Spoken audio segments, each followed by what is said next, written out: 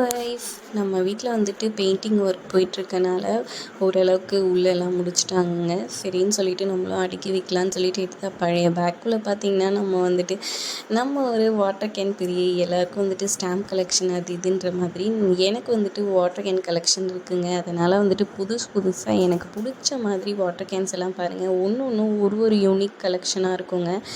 அதெல்லாம் வாங்கி வச்சேன். அதுக்கப்புறமா இந்த பிளாஸ்டிக் கிளாஸ் வாங்கினேன். அது வந்துட்டு உடஞ்சே போச்சு. ஏன்னா பல வருஷம் ஆயிடுச்சு அதை வாங்கி. ஒரு 5-6 வருஷத்துக்கு மேலே ஆகிட்ருக்கோம். அதுக்கப்புறமா வந்துட்டு இங்கே டிஃபன் பாக்ஸ் எல்லாம் பாருங்கள், குட்டியாக அழகாக அவ்வளோவா யூஸ் பண்ணதே கிடையாதுங்க. 1 டைம் 2 டைம் தான் யூஸ் பண்ணியிருப்போம்.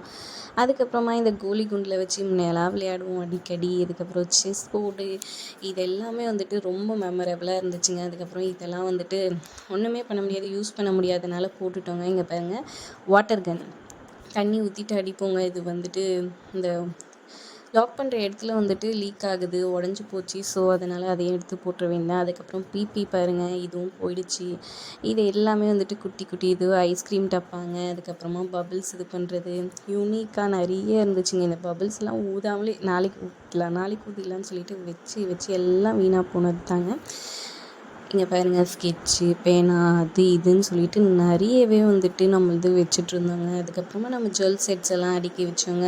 இங்கே பாருங்கள், நிறைய நிற்கிது. இதெல்லாம் நிறைய அப்பப்போ வாங்கி வச்சதுங்க. எதுவுமே வந்துட்டு போடுறதில்ல. இந்த மாதிரி நீங்களும் உங்களோட ஜுவல்லரி செட்ஸ் எல்லாம் வச்சிட்ருக்கீங்களான்றதை மறக்காமல் கமெண்ட் பண்ணுங்கள்.